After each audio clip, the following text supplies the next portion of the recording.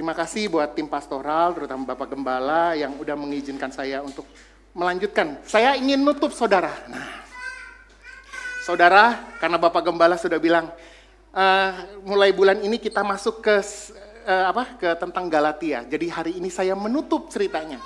Karena perjalanan Abraham harus mengalami akhirnya.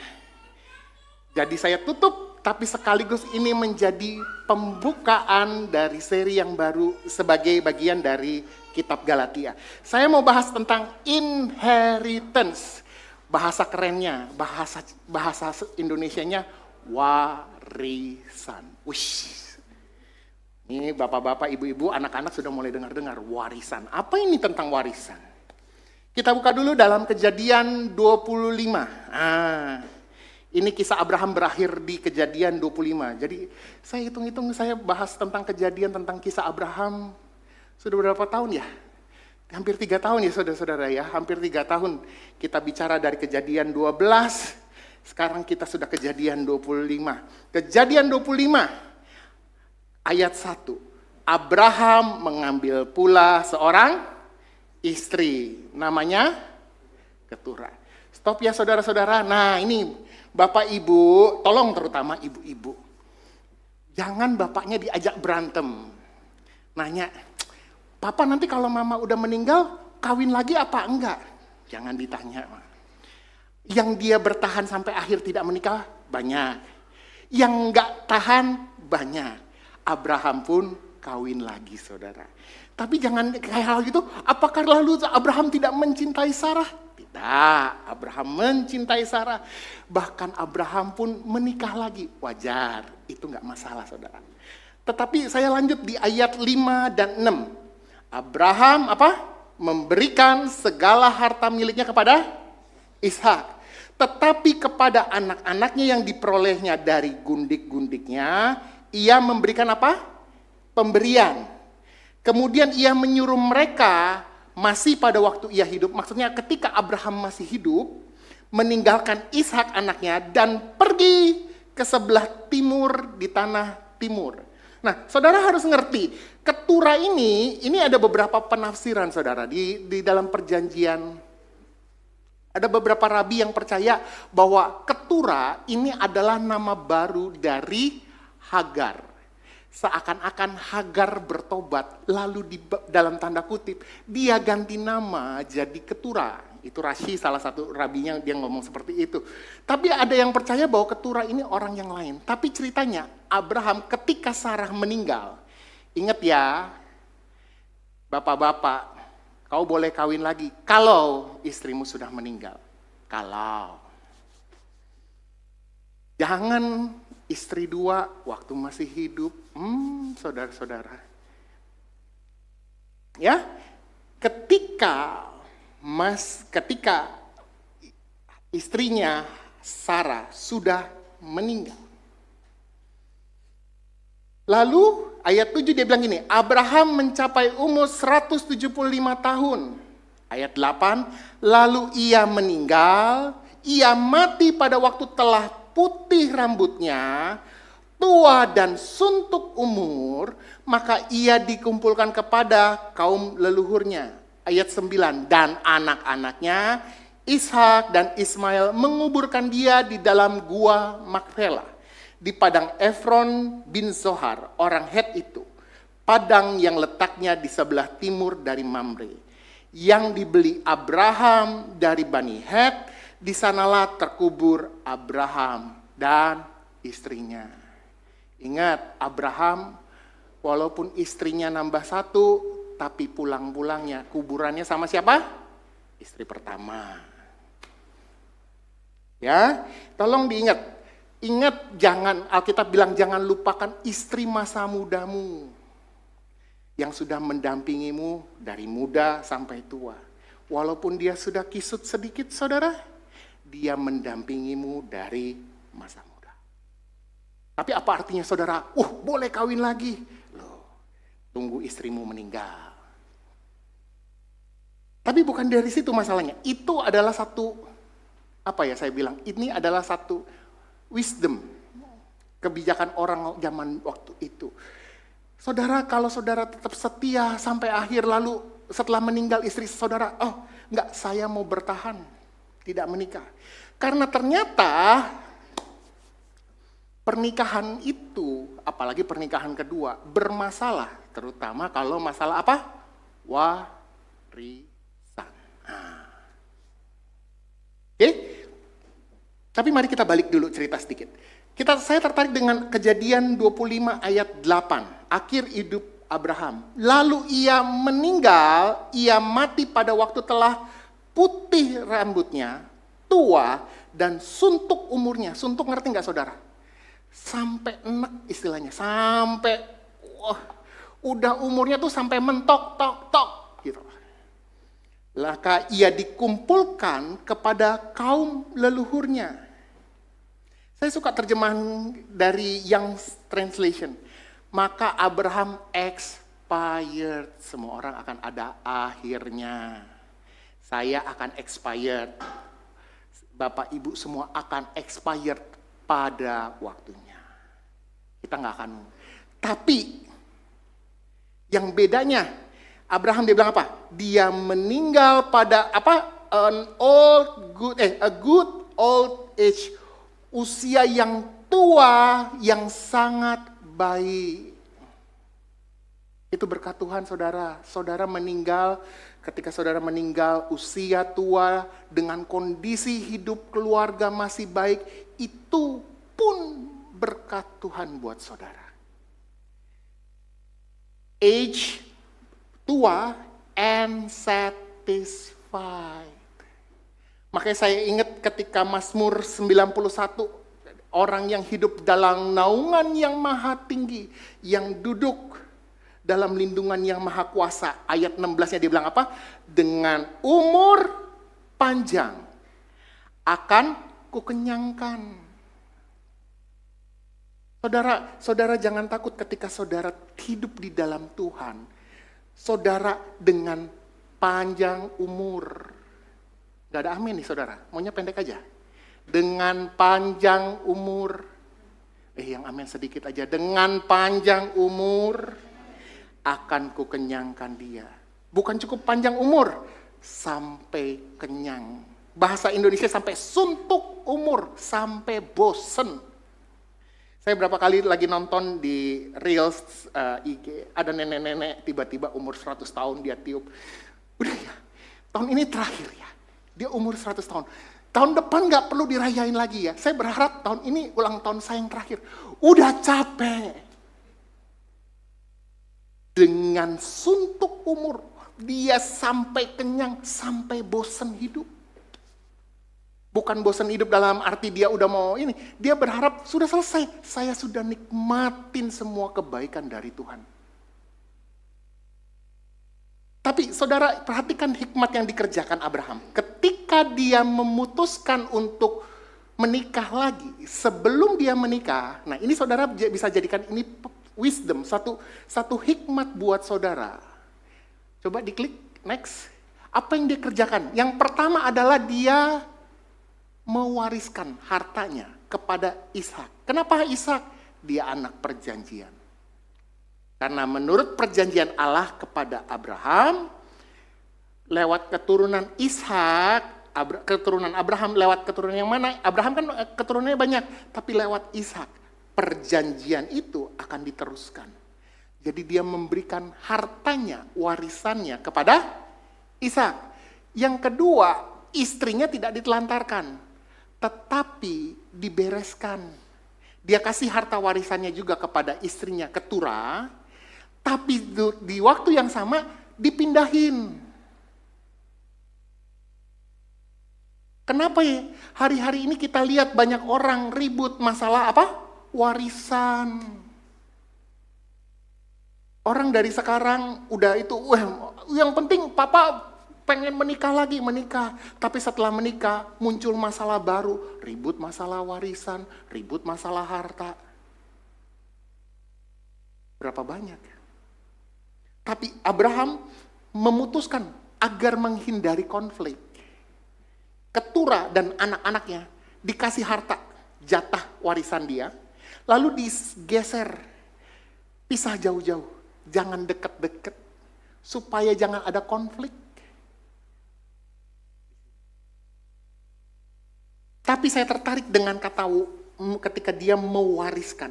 Walaupun bahasanya ini bukan warisan secara letterlek, tapi warisan itu adalah sesuatu yang diturunkan. Jadi Abraham sebelum dia meninggal, dia menurunkan kekayaannya kepada siapa? Anaknya. Dalam Amsal 13 ayat 22. Amsal 13 ayat 22. Di situ ditulis apa? Orang baik apa? Meninggalkan apa? Warisan. Nah, senang ini anak-anak. Waduh, terima warisan berapa ini? Bagi siapa? Anak dan cucu. Nah, kenapa orang kadang-kadang lupa warisan itu bukan hanya kepada anak. Harus anak dan cucu. Pertimbangannya harus bukan cuman berhenti sampai generasi selanjutnya, tapi dia harus multi generasional ke bawah. Jadi orang baik meninggalkan apa? Warisan bagi anak cucu. Kalau cuman pikir yang penting anak gua bisa hidup lalu cucu kita tidak hidup, salah di situ. Itu bukan konsep warisan yang benar. Orang baik meninggalkan warisan bukan cuma berhenti sampai anak. Dia terus berpikir untuk anak dan cucu. Dalam bahasa Ibrani menggunakan dua kata di situ, tetapi yang paling sering dipakai terutama dalam dalam Amsal 13 ayat 22 adalah kata nakala. Nakala itu berasal dari kata dasar nakal. Artinya apa? Sungai. Jadi sama seperti sungai itu mengalir, maka warisan itu harusnya mengalir tanpa putus. Jadi konsepnya transgenerasional. Tidak berhenti sampai di anak, lalu cucunya menderita, cicitnya sesak jadi gembel di jalan. Enggak, dia harus berpikir transgenerasional. Kita sering dengar berapa banyak kasus generasi pertama membangun, generasi kedua sukses, generasi ketiga menghabiskan, generasi keempat susah. Kenapa? Karena orang-orang tersebut tidak berpikir secara transgenerasional. Apa bedanya konsep nakal? Nakal itu datang karena berdasarkan identitas. Yerusa juga sama, tetapi bedanya gini, nakal itu karena identitas kamu sebagai anak. Kamu dikasih warisan. Tapi ada yang berbasis kompetensi. Misalkan begini, saya punya perusahaan. Lalu tiba-tiba nanti anak saya ada 5 misalkan. Amin. Anak saya punya anak 5 misalkan. Lalu siapa yang akan memimpin perusahaan saya? Apakah anak yang pertama yang pasti itu? Belum tentu. Harus berbasis kompetensi. Jangan-jangan kalau kita kasih ke anak pertamanya ternyata nggak benar, rusak, perusahaannya hancur. Lalu kita lihat dari ini, siapa yang paling berkompeten? Itulah Yerusa. Tapi nakala itu berdasarkan identitas kamu sebagai anak, kamu terima warisan. Makanya saya tulis di situ, warisan adalah pemberian. Ingat, orang Yahudi pun juga mengerti warisan itu adalah sifatnya pemberian. It's a gift. Saudara mulai nangkep ya, ada kata-kata a gift. Dia diberikan. Siapa yang memberikan? Orang tuanya. Kepada siapa? Siapapun kepada siapa dia berkenan.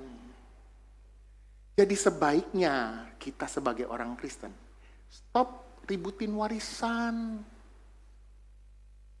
Ini warisan. No. Warisan dimulai dari satu kata, perkenanan. Kalau orang tuamu berkenan kepadamu, dia kasih rumah yang A. Dia berkenan adikmu dikasih rumah yang B. Itu hasil perkenanan. Itu pemberian. kematian. Makanya disebut warisan. Dan yang kedua adalah transgenerasional. Jadi warisan itu harus diturunkan. Bukan cuma berhenti di keturunan kedua, lanjut keturunan ketiga sampai nanti akhirnya. Tapi yang menjadi masalah hari-hari ini adalah konsep keluarga Kristennya rusak. Hari ini kenapa urusan keluarga jadi rusak? Makanya orang keluarga Kristen punya sifat warisan yang rusak, saudara. Sekarang muncul tiba-tiba statement, kan anak, orang tua nggak boleh menuntut kepada anak, kan anak tidak minta dilahirkan. Seakan-akan, ya benar sih. Tapi kan orang tua tidak bisa memilih anak mana yang dia harus lahirkan, betul? Seakan-akan bahwa anak itu punya hak untuk, oh ya sudah, saya juga anak, ya bahwa orang tua saya memberi saya A, B, C, D, itu adalah hak saya, itu tanggung jawab orang tua. Kalau saya nanti harus berbakti sama orang tua, oh itu kan gak harus, itu tidak kewajiban, karena saya tidak minta dilahirkan. Rusak tatanan kehidupan Kristen. Kita ribut urusan warisan, kakak beradik ribut urusan, karena yang satu merasa disayang, yang lain tidak merasa disayang. Orang tua pilih kasih, dan lain sebagainya. Ada konsep di mana konsep parenting yang gagal. Orang tua gagal mendidik anak. Tapi dia menuntut anak untuk berbakti, salah. Keduanya adalah tatanan yang harus terjaga. Ada orang tua yang harus mendidik anak, lalu anak berbakti kepada orang tua. Itu satu tatanan yang gak bisa digeser, saudara. Saya gak bisa bilang ngomong itu kewajiban, tapi pada mulanya konsep keluarga yang Allah bikin. Itu seperti itu. Makanya ketika Allah memperkenalkan diri kepada manusia dalam perjanjian baru, dia memanggil Allah sebagai apa? Bapa. Tapi berapa banyak hari ini orang Kristen gagal mengidentifikasikan Allah sebagai Bapa, karena Bapa di dunia bukan kasih warisan, tapi kasih trauma generasional. Bapaknya kena trauma, diwariskan ke anaknya, anaknya kena trauma, diwariskan. Gambar bapaknya rusak.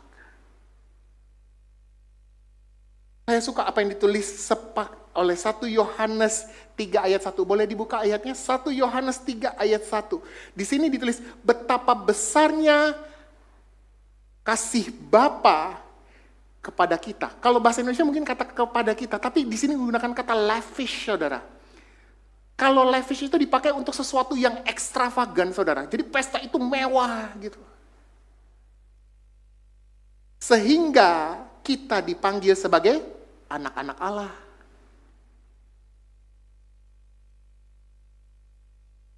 Tapi gambar ini rusak.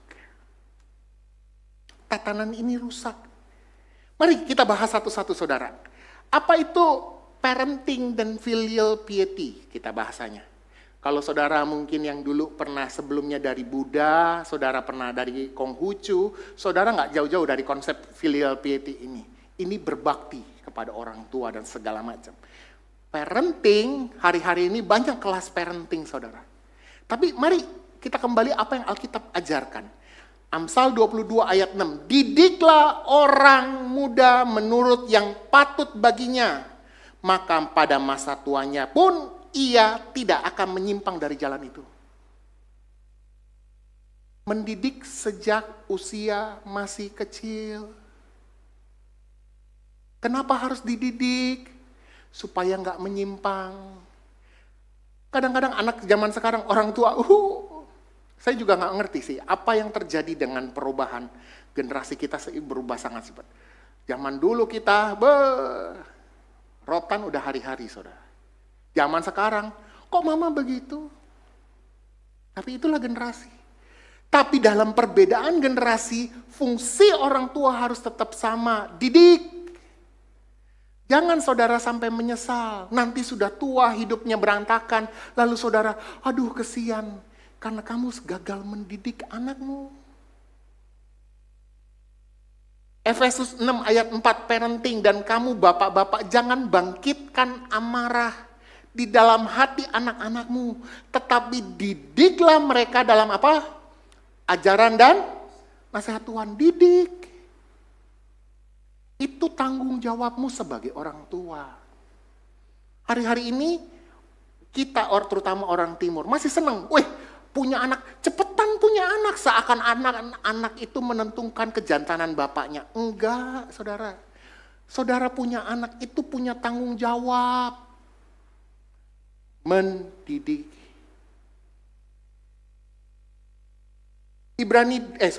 Amsal 23 ayat 13 sampai 14, janganlah menolak didikan dari anakmu. Maksudnya apa? Kalau anakmu perlu dididik, didik. Ia tidak akan mati kalau kamu memukulnya dengan apa?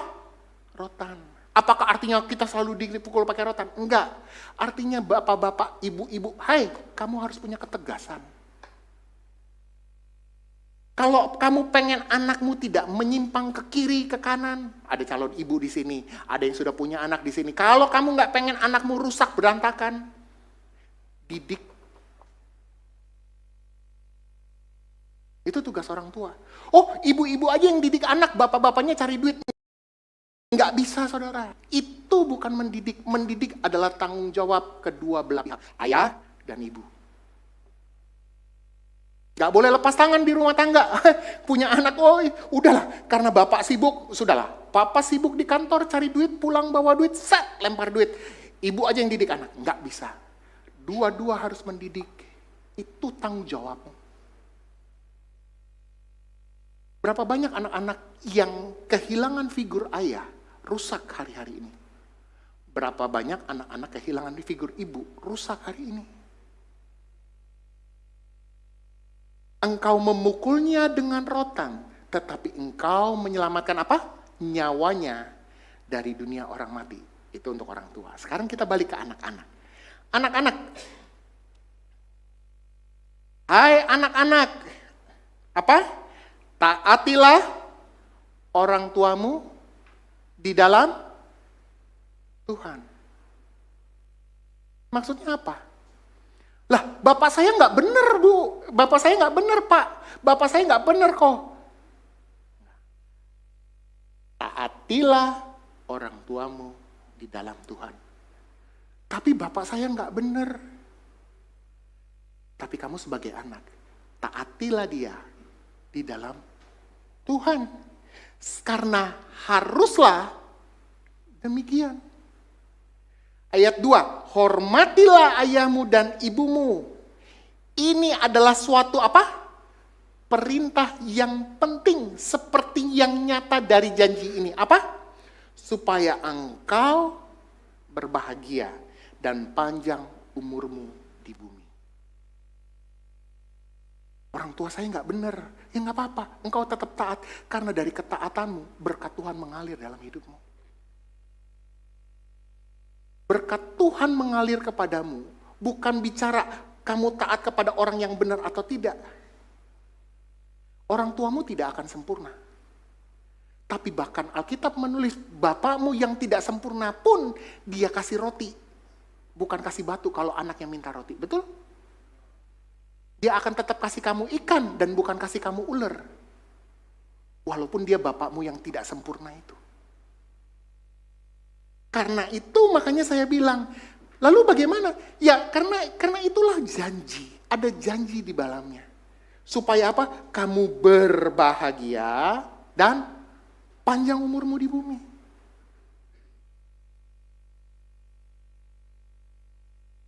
Amsal 23 ayat 22, dengarkanlah ayahmu yang memperanakan engkau.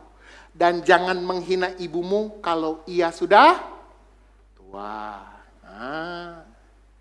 Apa sih mama? Udah tua nggak tahu ini. Wah, hari ini berapa banyak kasus penelantaran anak-anak? Pelantar. Anak-anak ditelantarkan banyak, itu sudah kita sering dengar. Tapi hari-hari ini berapa banyak orang tua ditelantarkan anak-anaknya. Makanya saya bilang bahwa fungsi keluarga yang seharusnya rusak. Alkitab sudah tulis satu tatanan yang jelas. Supaya engkau hidup dalam janji berkat Tuhan. Tugas orang tua, tugas kita sebagai anak. Kedua-duanya itu akan jadi satu lingkaran yang baik. Supaya apa? Keluarga kita diberkati. Tapi hari-hari ini itu rusak. Akibatnya kita sedang mewariskan sesuatu yang rusak. Ketika saya ngomong warisan itu bukan sekedar harta loh saudara. Banyak orang berpikir, oh warisan cuma bicara tentang masalah duit. Makanya ketika orang urusan harta gono gini warisan, ketika orang tua meninggal atau orang tua mulai bagi warisan ke anak-anaknya, yang diributin masalah apa? Harta. Dia lupa warisan yang terbaik bukan hanya harta, tetapi nilai hidup.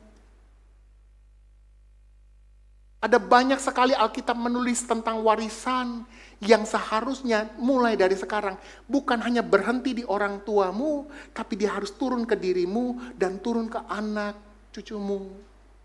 Kita buka dalam 2 Timotius 1 ayat 5. Sebab aku teringat akan imanmu yang tulus, ikhlas. Yaitu iman yang pertama-tama hidup dalam siapa? Nenekmu Louis. Dan di dalam ibumu Eunike. Dan yang aku yakin hidup juga di dalam hidupmu. Saudara mewariskan iman gak kepada anak-anakmu? Iman yang macam apa yang saudara akan wariskan kepada anak-anak? Kitab Galatia setengah bagian terakhir itu bicara banyak tentang status anak, status warisan saudara. Karena banyak hari ini orang-orang Kristen tidak bisa mewariskan hal-hal yang baik ke anak-anaknya. Engkau orang tua, engkau sibuk pelayanan, engkau lupa nilai itu engkau harus turunkan kepada anak-anakmu. Engkau wariskan iman gak? Mungkin generasi Pastor Welly, generasi saya tahun 80-90, kita ingat ya, zaman dulu kalau pagi-pagi ada film apa? Doraemon, Dragon Ball, Shinchan. Itu diputar di RCTI mulai dari jam berapa? Jam 8 pagi kan? Nah, saudara ingat? Saya ingat kenapa? Karena setengah 8 pagi saya sudah harus berangkat dari rumah. Rumah saya di Jakarta Timur, gereja saya waktu itu di Ketapang. Dari timur ke pusat, saudara. Kita dibangunin pagi-pagi, udah harus ikut ibadah. Kadang-kadang kita pengen, males pengen nonton. Enggak, orang tua saya yang bangunin saya. Bangun gak? Bangun. Mami mau tugas? Bangun. Dan nenek saya. Dan itu diwariskan. Karena mama saya dididik oleh nenek saya seperti itu. Nenek saya diwarisin ini. Dan sekarang mama saya sebagai oma didikan Belanda. Yang Belandanya belum lepas. Dia mendidik anak-anaknya supaya cucunya juga harus seperti itu. Jadi kadang-kadang mama saya telepon adik saya, dia absen saudara. Udah ke gereja belum? Lu tuh harus didik anak lu dari awal. Pergi ke gereja. Didik dari sekarang saudara. Saudara sudah ngalamin iman berkat dari Tuhan. Jangan cuma berhenti sampai saudara iman yang sama. Engkau harus turunkan kepada anak-anak. Turunnya harus sama. Makanya pelayanan sekolah minggu itu orang pikir, oh cuma anak kecil main-main. Oh enggak, itu penting. Tapi yang paling penting, pendidikan anak-anak itu harus dimulai dari mana? Orang tua. Yang ngajarin firman Tuhan harusnya orang tua, bukan orang tua lempar tanggung jawab ke sekolah minggu. Nih sekolah minggu, pokoknya anak gua dididik dalam iman, nih lu kerjain. Enggak, orang tua harus didik. Siap enggak? Itu parenting, warisan. Saudara pikir, oh itu. Tapi saudara sadar gak bahwa warisan iman itu yang memberkati orang tua saudara. Dan saat ini memberkati saudara. Maka warisan iman itu engkau harus turunkan ke anak-anakmu. Tularkan itu ke mereka. Supaya mereka nikmati berkat yang sama. Terus turun. Makanya kita bilang multigenerasional. Engkau sebagai orang tua, engkau penting, engkau harus tahu tanggung jawabmu. Bukan cuma sekolah, pendidikan, itu bagus saudara. Tapi iman pun engkau harus turunkan. Engkau harus ajarkan dia tentang Yesus. Jangan Yesus yang Alkitab tidak sebut. Pastor Welly kemarin sudah mulai ngegas saudara. Ketika mulai perjanjian kitab Galatia saudara. Tapi saudara harus didik dia Yesus yang kita kenal. Yang iman kita sampai hari ini kita bisa berdiri sampai hari ini. Itulah Yesus yang kita kenal. Anak-anak kita harus kenal yang sama.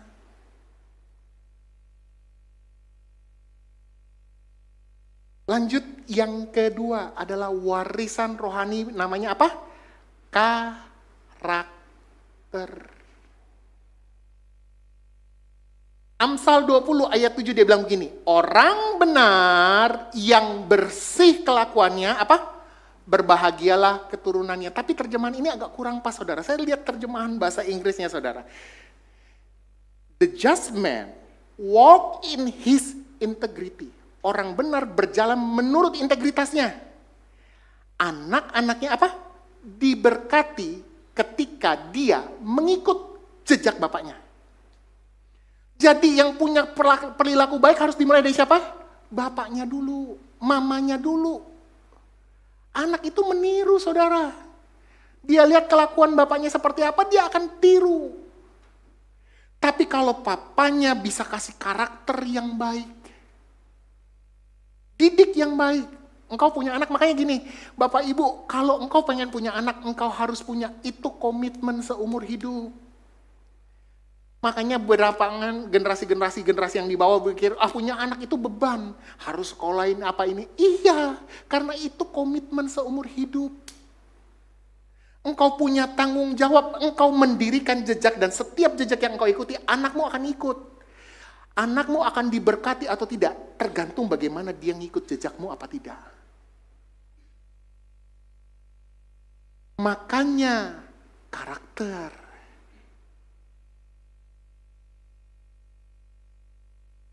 Itu penting. Dulu orang tua saya selalu ngomong gitu. Mama saya kadang-kadang kalau dia lagi marah ya saudara. Dia ngomong gini. Sudah, kalian itu warisannya. Cuman sampai kalian sekolah. Selesai itu, nggak bisa. Warisan kalian, nih yang ini nih, yang mama punya nih sekarang. Mama mau pakai sendiri buat hari tua mama. Saya pikir, ini mama kok egois banget, tapi pada waktu saya tua, saya pikir iya juga, benar. Kenapa? Saudara ditinggalin uang, 1 juta, 2 juta, 1 M, 2 M, habis saudara. Tapi kalau saudara dididik, punya didikan, saudara bisa survive.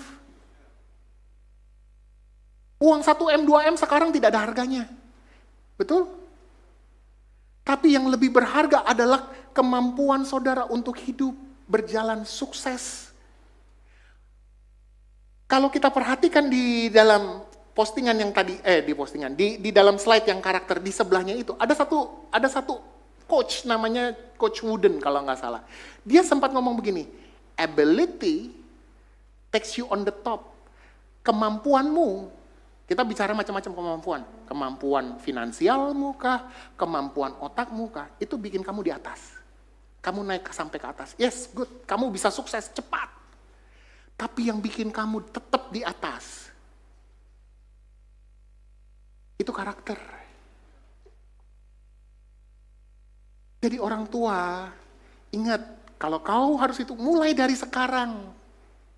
Pohon itu, kalau dia dari kecil bengkok dan kamu gak lurusin, sampai dia tua keras, dia akan bengkok, saudara. Tapi kamu harus mulai dari sekarang. Makanya sampai Amsal bilang, kamu pukul dia pakai rotan, gak apa-apa. Dia gak akan mati kalau dipukul pakai rotan. Tapi kamu menyelamatkan nyawanya.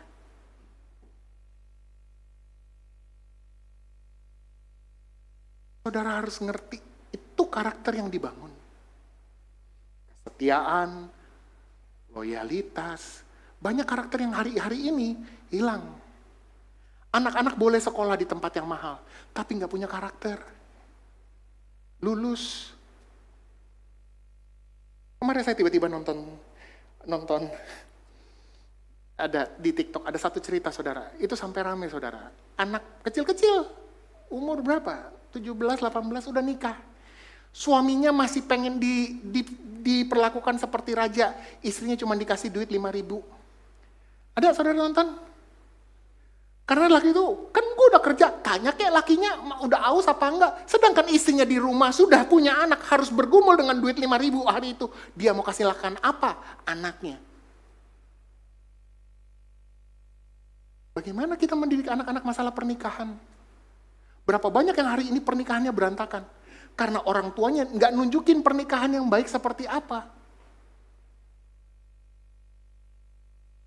Ayo Bapak Ibu, kita ini sudah nikmati berkat Tuhan. Jangan sampai warisan yang kita terima hari ini, kita nggak turunkan ke anak-anak kita, sehingga anak-anak kita berantakan.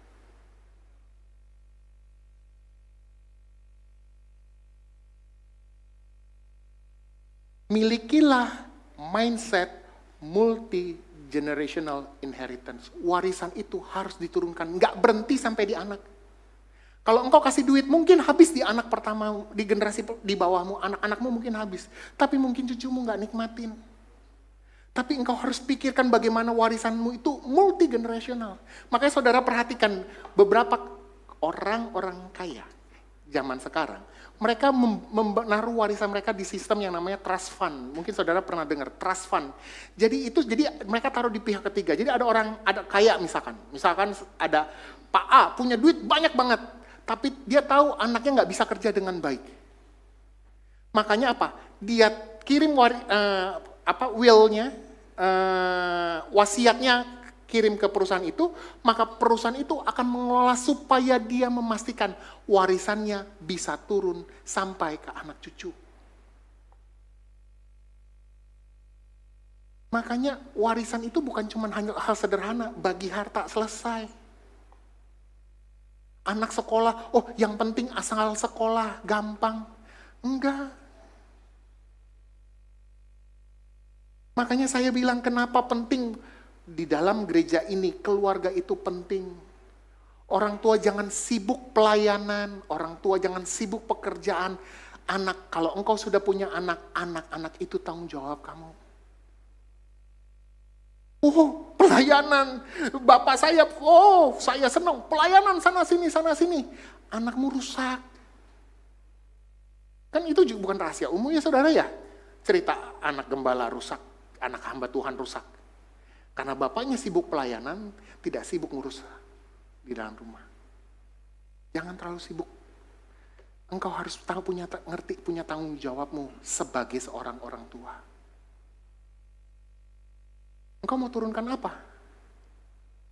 Kalau GPDI enak, turunkan. Tapi kalau engkau turunkan kepada orang yang tidak kompeten, mau jadi apa? Bubar. Berapa banyak yang akhirnya gereja-gereja besar yang akhirnya besar lalu sekarang jadi, oh dulu pernah besar. Karena kita tidak mendidik. Ini warisan loh saudara.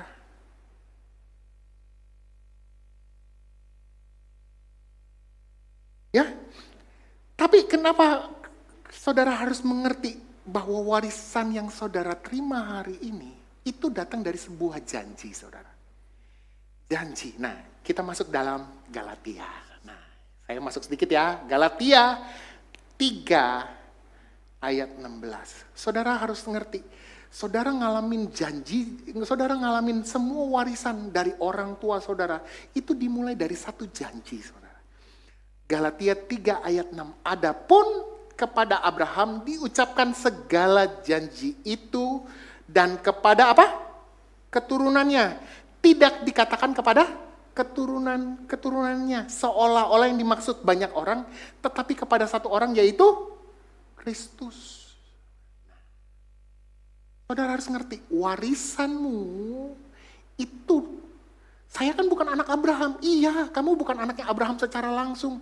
Tapi warisanmu dimulai ketika engkau ketemu sama satu pribadi yang namanya Kristus.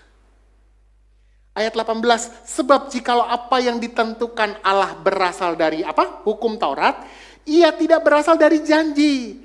Tetapi justru karena janjilah Allah telah mengaruniakan apa?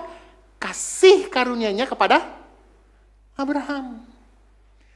Ayat 26, sebab kamu semua adalah anak-anak Allah karena iman di dalam Yesus Kristus. Dan jikalau kamu milik Kristus, ada lagu Pantekosta lama, sekarang ku milik Yesus, Yesus kun milikku. Bukan untuk sementara, tapi buat selamanya. Saudara, ketika saudara jadi milik Kristus, itu bukan cuma sementara selama saudara masih anak orang baik. Enggak. Saudara masih jadi anak selama engkau taruh iman di dalam Dia. Maka kamu juga adalah keturunan. Tapi bahasa Inggris menggunakan kata yang lebih kuat, heir, pewaris. Engkau bukan cuma sekedar keturunan, engkau juga pewaris. Tengok kiri kanan, kamu juga pewaris. Kamu juga pewaris. Dan kamu, karena kamu adalah pewaris, dia bilang, dan berhak apa? Menerima janji. Kalau saudara tahu bahwa engkau terima janjinya karena Kristus, maka warisan yang diberikan kepada Abraham turun kepada Kristus, dan engkau percaya kepada Kristus, engkau jadi milik Allah. Engkau jadi milik Kristus, maka engkau secara nggak langsung engkau jadi bagian dari keturunan Abraham. Maka warisan janji itu juga turun dalam hidup saya dan saudara. Jadi saudara harus ngerti, apa yang engkau achieve hari ini, itu karena janji. Janji yang diwariskan. Yang janji itu yang diterima oleh iman Abraham. Dituruskan, turun ke anaknya. Lalu kita menerima janji yang sama. Ketika kita percaya kepada siapa? Yesus Kristus.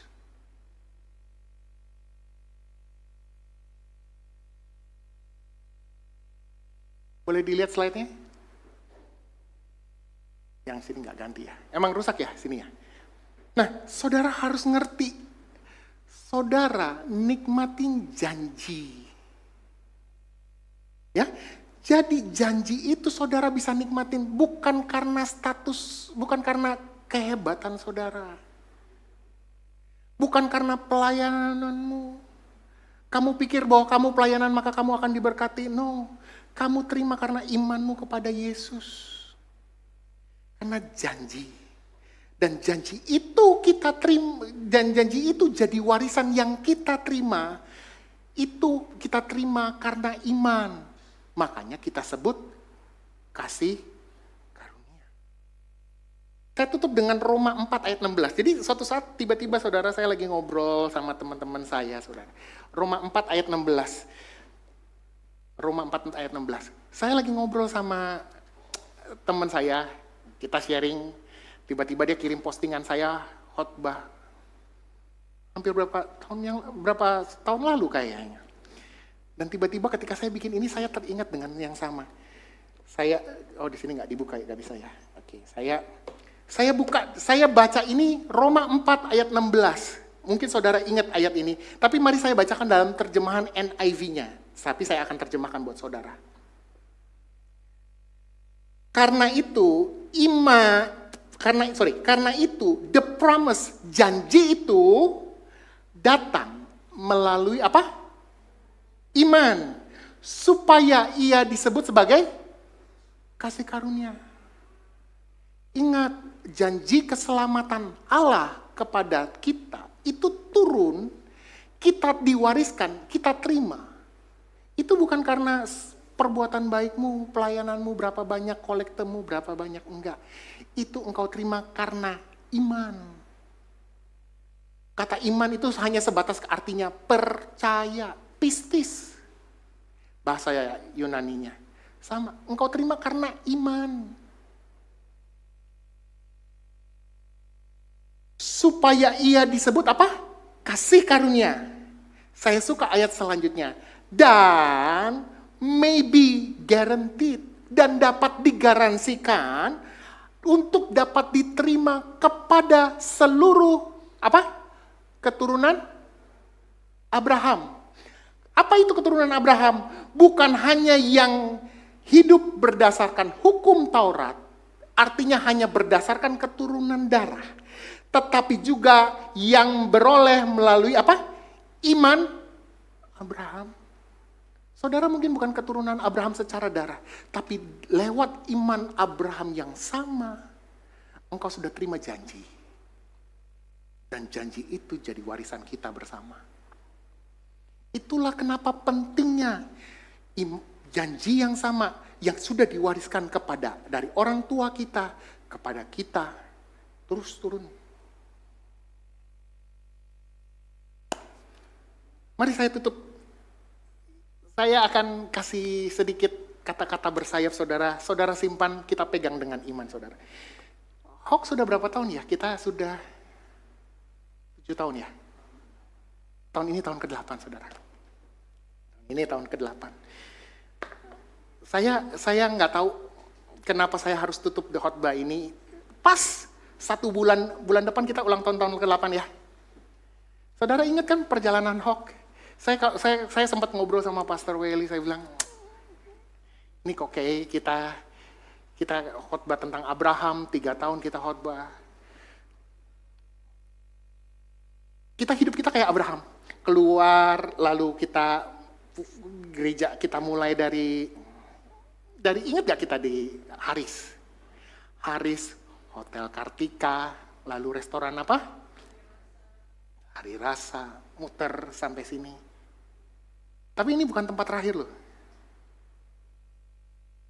Bukan tempat terakhir. Tapi entah kenapa, kita lihat aja saudara. Apakah tahun ini tahun kita akan punya tempat seperti Abraham? Kita imani. Kalau tahun ini kita dapat saudara harus siap-siap.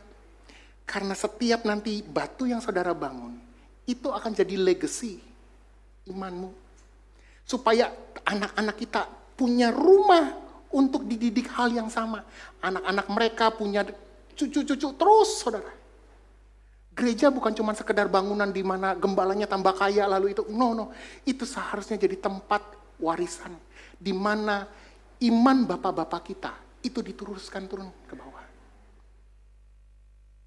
I'm excited, saudara. Saya nggak tahu, saudara, apakah tahun ini moga-moga insya Allah Tuhan memberkati. Tapi saudara, saya cuma mau ngomong, warisan itu harus diturunkan, saudara.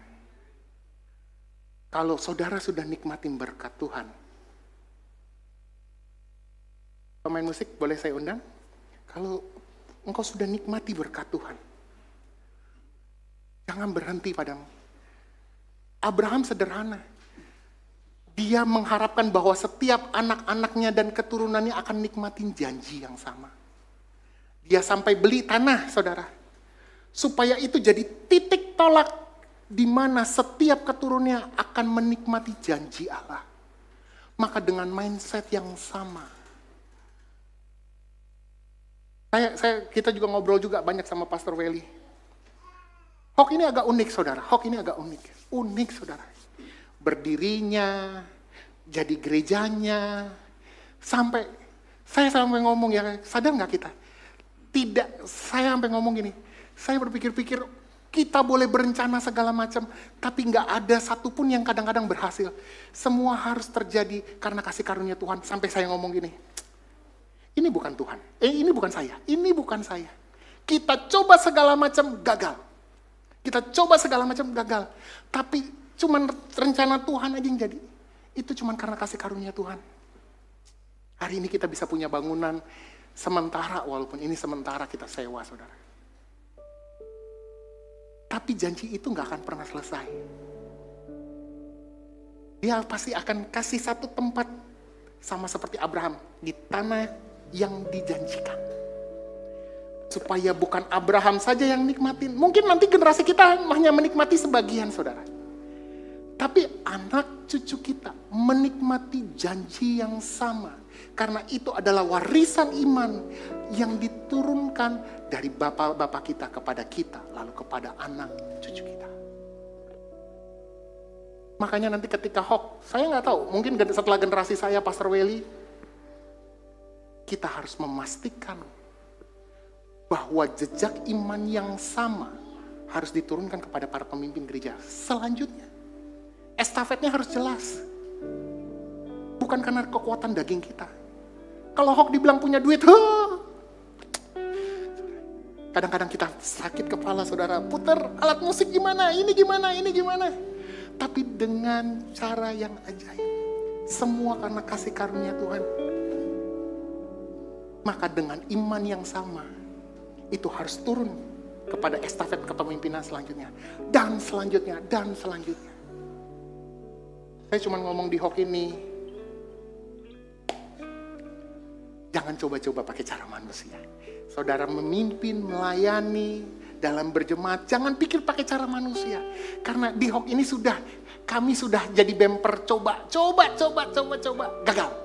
Tapi begitu kita bilang kami serahkan kepada Tuhan. Kalau ini punya Tuhan, Tuhan yang kerjain. Jadi saudara, berapa banyak kita ngalamin kejadian-kejadian yang luar biasa, yang semua karena Tuhan. Iman yang sama harus kita turunkan. Itu tanggung jawab kita.